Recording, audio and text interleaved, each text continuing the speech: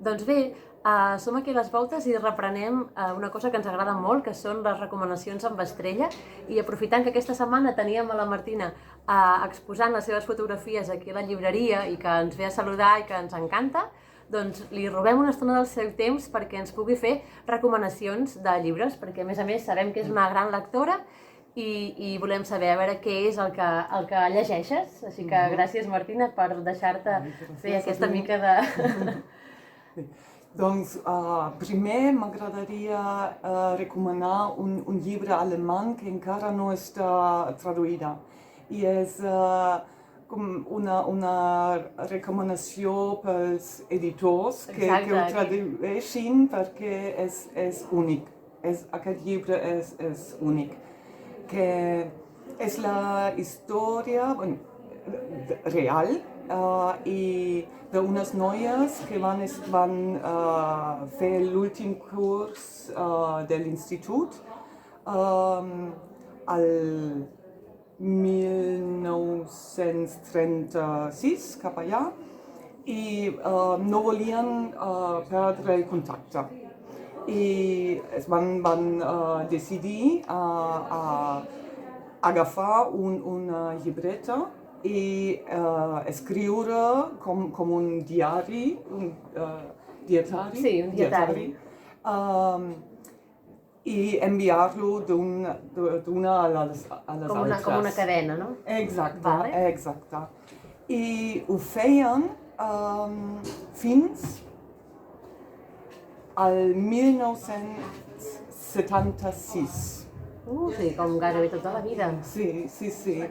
I, clar, venia el nazisme i vivien abans a l'est d'Alemanya i després hi havia l'est de l'oest polític. Tota la situació, sí. Algunes van fugir a Mèxic, a Grècia per estudiar, perquè clar, les noies en aquesta època, amb l'últim curs, tenien estudiar a la universitat, però després ja no. I ho expliquen. Ho expliquen i Que interessant. Això fa venir salivera sentir aquesta història i més sabent que és real. Així que a veure si algun editor s'engresca a publicar aquesta història, perquè realment... Sí, aquest llibre es va perdre i a mi, per mi, és tan interessant perquè veus les noies quan tenien 18 anys i com canvia també l'estil. Perquè clar, al final tenien 60-70 anys i ho escriuen amb altres paraules, altres... Va canviant la perspectiva, no? També. Sí. Clar, hi havia algunes que eren molt a favor del nazisme, altres no. I és molt interessant perquè no parla de la història del passat, sinó ho van escriure amb aquell... En el seu present, no? Exacte. Que bé, sí.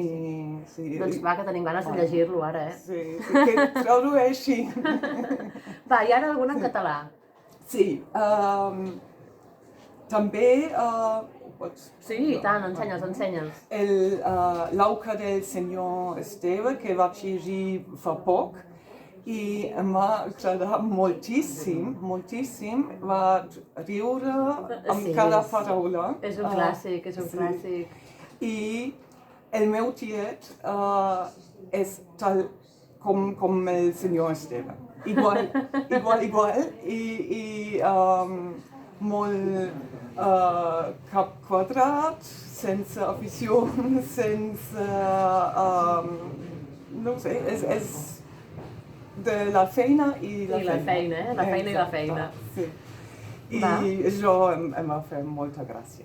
Doncs aquesta és una novel·la, una història que a més teniu aquesta versió en teatre o la versió novel·lada, per si us hi voleu acostar des d'un gènere o des de l'altre, que sempre està bé. Ho recomano moltíssim. I si voleu saber una mica dels alemanys Cap quadrat. s'ho explica perfectament. Molt bé. I l'altre que m'agrada moltíssim és el Wilkie Collins. Aquí és també debilitat meva, Aquest el compartim completament. Sí, sí. I va viure i va escriure al segle XIX. I va fundar bàsicament el gènere de La novel·la negra. novel·la negra, exacte. I també aquest, especialment, La dama de blanc, a mi em va agradar moltíssim perquè explica un cas vista de diferents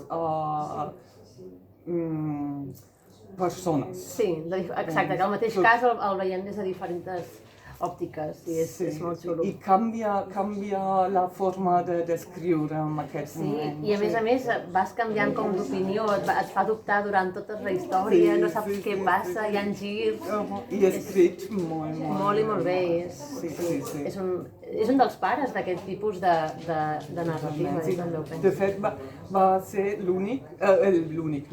el primer i també el primer que va introduir, no amb aquest llibre, com amb altres, un directiu femení. Veus, això no ho sabíem tampoc. Molt bé. Ens ho recomano moltíssim. Doncs va, aquí queden aquestes recomanacions. Una, que és una demanda pels editors que s'animin a traduir aquesta història alemanya tan interessant, i aquestes dues novel·lasses. Moltíssimes gràcies, Martina. No, gràcies a tu. Farem cas i les rellegirem o llegirem de nou. Perfecte. Gràcies. Gràcies.